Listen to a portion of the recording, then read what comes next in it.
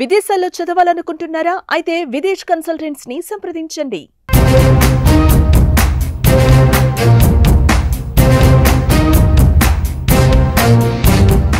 అధికారంలో ఉన్నప్పుడు జనంతో కలవలేకపోయిన వైఎస్ జగన్ ఓడిపోయిన తర్వాత తప్పులు ఎక్కడెక్కడ జరిగాయో వెతికే పనిలో పడ్డారు.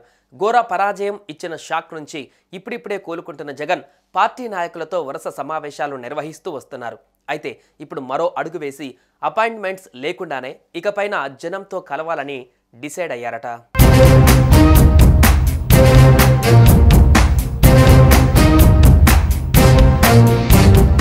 ప్రతిరోజు ముందు ఉదయాన్నే జనంతో కలిసిన తర్వాతే నాయకులతో కలవాలని జగన్ నిర్ణయం తీసుకున్నట్లు చెబుతున్నారు.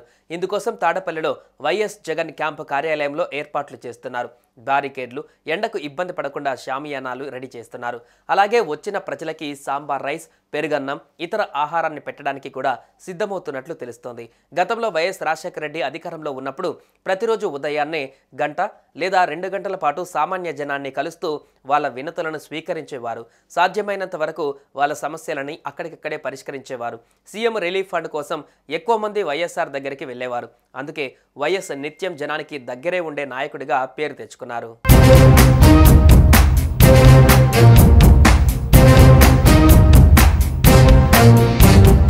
కానీ జనం నుంచి వచ్చిన జగన్ మాత్రం అధికారంలోకి వచ్చిన తర్వాత పూర్తిగా మారిపోయారనే చెప్పాలి.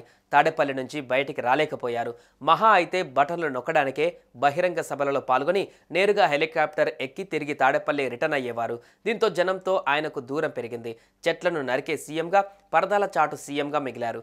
ఇవే గత ఎన్నికలలో ప్రత్యర్థులకు రాజకీయ అస్త్రంగా మారాయి. వైఎస్ రాజశేఖర రెడ్డి సీఎంగా పనిచేస్తూనే విమాన ప్రమాదంలో కన్నుమూశారు. 2009లో వైఎస్ఆర్ మరణించిన తర్వాత కాంగ్రెస్ అధిష్టానంతో విభేదించి మరి వైఎస్ జగన్ ఓదార్పు యాత్ర నిర్వహించి జనంలోకి వెళ్లారు. వైఎస్ఆర్ మరణ వార్త విని తనువు చాలించిన కార్యకర్తలు, అభిమానులను పరామర్శించేందుకు అప్పట్లో ఓదార్పు యాత్ర చేశారు. ఆ తర్వాత జైలుకు వెళ్లారు.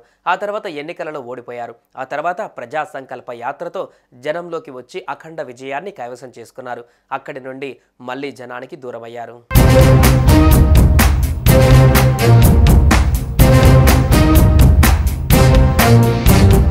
అయితే ఇప్పుడు తన తండ్రి వైఎస్ఆర్ బాటే సరైందని జగన్కి అనిపించినట్టుగా కనిపిస్తోంది. అందుకే అపాయింట్మెంట్స్తో సంబంధం లేకుండా జనంతో కలవడానికి జగన్ డిసైడ్ అయ్యారు. అయితే ఎప్పటి నుంచి ఈ ప్రోగ్రాం మొదలు పెడతారో అన్నది ఇంకా క్లారిటీ లేదు. అయితే వైఎస్ జగన్లో కాన్ఫిడెన్స్ కాస్త పెరిగినట్టుగా కనిపిస్తుంది. వల్లభనేని వంశీని కలిసిన తర్వాత జగన్ మరోసారి వార్నింగ్ ఇచ్చారు. విజయవాడ సబ్ జైల్ ఎదుట మీడియాతో మాట్లాడిన వైఎస్ జగన్ అధికారులకు, పోలీసులకు వార్నింగ్ ఇచ్చారు. ఏపీలో నచ్చని వారి మీద కేసులు పెట్టేస్తున్నారన్న జగన్ టీడీపీ ప్రభుత్వమే ఎల్లకాలం అధికారంలో ఉండదని గుర్తుంచుకోవాలన్నారు. సీఎం చంద్రబాబుకు వల్లభనేనిని చూస్తే ఆక్రోశం వస్తుందని మండిపడ్డారు. వల్లభనేని వంశీ అరెస్టు వ్యవహారంలో అంతా ఓ ప్లాన్ ప్రకారం జరిగిందని వైఎస్ జగన్ ఆరోపించారు. మొత్తంగా జగన్ 2.0 అంటే ఏంటో చూపించారు వైసీపీ అధినేత.